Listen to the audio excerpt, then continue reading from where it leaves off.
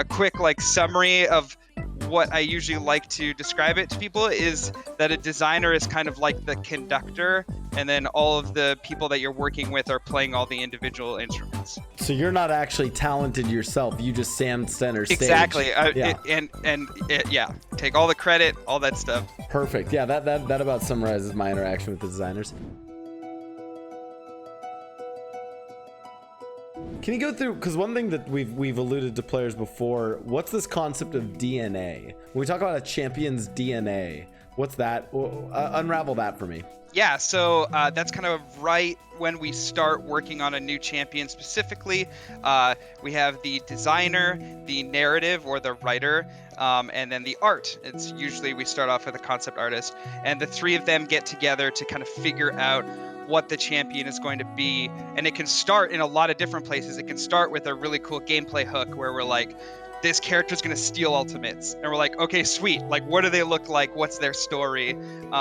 Or we could start with a drawing. I know that Jinx originally was this really awesome piece of artwork, and August saw that and was just like, I'm going to make the gameplay for that champion. The DNA usually like inspires each other along the way.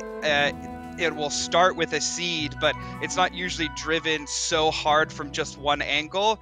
You're like kind of constantly one-upping each other. And we usually like to start with just the DNA because it's really fast. We can quickly pivot, we can quickly change what we think the character is. And then once we feel pretty solid about that aspect, then we move forward and start bringing in more people.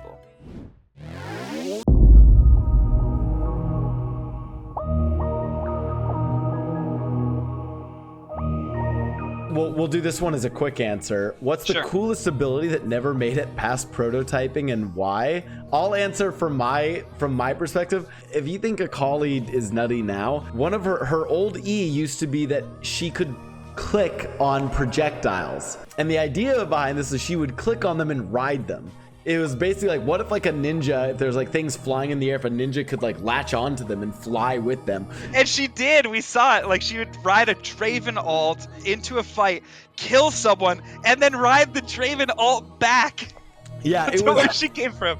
It was, so again, it was like this really fucking nutty, like, just like being able to just run with these at this incredible range and like back into a fight, and like the E to this day still captures some spirit of it, right? It's like once you hit them with this thing, you can then like reactivate your E to jump over everything and get back to them. Yeah, we should try to get some footage of that if we have it somewhere, by the way. I think we should show that to players because that ability was just nutty. All right, I want to hear yours though. So we had an ultimate, quote unquote, which was, because her ult was the portal at this point, it was her passive. It was like every 5 minutes or whatever, like a corky package, she would run out into the battlefield with a giant water balloon that was like massive, like 5 times her size, and then she could throw it, and then it literally was filled with water and like acted like water. And so it was like if you threw it in the jungle, it would like fill all of the crevices and like flow through the jungle like a giant water balloon had exploded and goes all the way through it. And you would put like an entire team to sleep,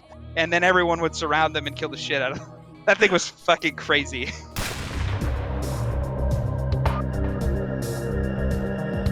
What champions do you guys think have been some of the least successful from Simon, please? And I'm gonna say you can't cop out and say old champions. You have to do something within at least the last like 3 or 4 years. Oh no, I got it right away. And right. There's like zero shade being thrown at the designer. Let me make that clear here, because I love Luke. He is awesome. We are good friends, and Bard is a fucking amazing champion. Aurelion Sol, is the one that I think we would say hasn't hit the mark. And it's crazy because, again, it's easy to just like pile on the designer and be like, everything about him was awesome except the gameplay, right? Like, speaking of the takeaways of a project, like you came back with that data of like, in terms of like visual satisfaction and personality and sound, the highest, right? Which is crazy for one of the least played champions in the game. Literally one of the bottom 10 least played champions. But consistently rated in the top 10 for visuals, at least in Western countries. One of the issues with Aurelion Sol, and we actually see this with some of our other big characters like monsters. Okay, cool. We promised you this epic space dragon. Watch the login theme for Aurelion Sol. He's like larger than life. You see him from Mount Targon. He's massive. Yeah, he's like destroying a planet in his hand. Yeah, he's like crushing a planet. Like he's this larger than life cosmic dragon. And then you put him in the game and his model is smaller than fucking like Tibbers that Annie summons, right? Yeah. And part of the issue is like, imagine what Aurelion Sol would look like in a cinematic. It would be something insane, something larger than life, incredible.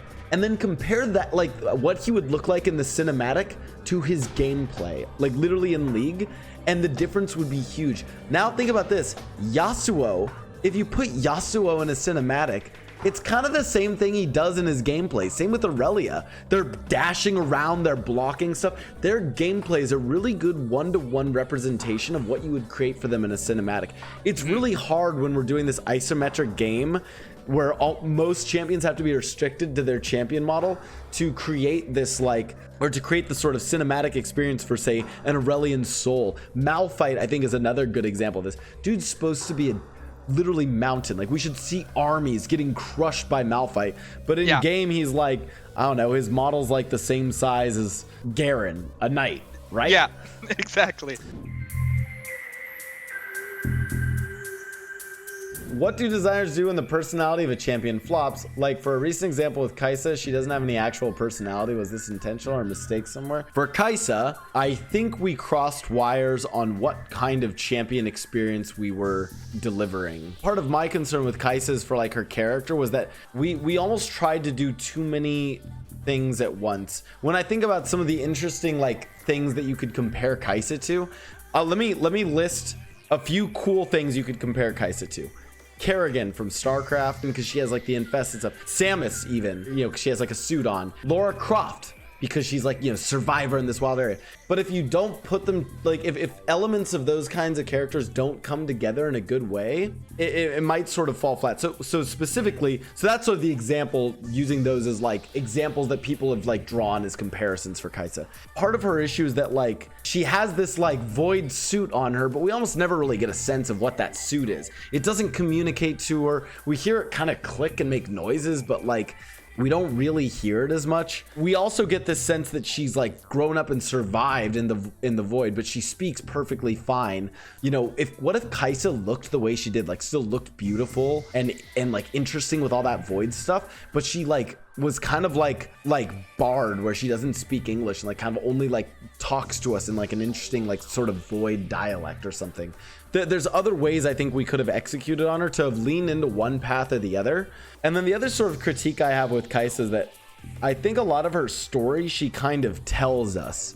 And I've said this about Sylas too. It's one of my complaints about Sylas's VO. Sylas and Xayah both tell you about themselves. They never like show it. They very much just kind of talk about what happened to them. All right, Fuller, your turn. Yeah, I just wanted to bounce off that real quick in terms of another like great example. I think of the like like the phrase would be show don't tell, but like it's all voice acting, so whatever. But Jhin I think is a fantastic example of this. Of like Jhin doesn't ever tell you anything that he's ever done, right? It's just like you have to piece all that together in how he reacts to the world around you as it's happening, right? To me, the difference is this character existing in the moment and you're seeing who they are, or is this character trying to like feed you as much of their backstory as possible, and then you're missing out on who they are because all you're hearing is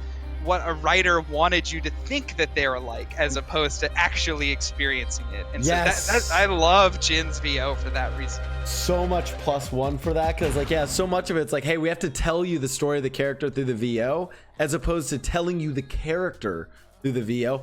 Oh, Jin's, God, what's the, yes, I know, the gun is ironic. Even the like breaking the fourth wall kind of quote right there is so delicious for him. I think because we got our wires crossed on Xayah, we didn't execute on that as well. I don't think any of these things are ever things that we're ashamed of or anything. Like, I think our writers, our artists, our designers learn from all these experiences and learn to make better characters in the future as a result of this. And it's always like, I think a lot of us don't even frame it as like these champions or these aspects of champions are failures. I think if at worst they're missed opportunities, and at best they're great experiences for us to learn and develop even cooler characters in the future. So, all right. Cool, man. Well, thanks very much. This is Dude, awesome. Thank you so much for coming on the stream, buddy. It was great. Yeah.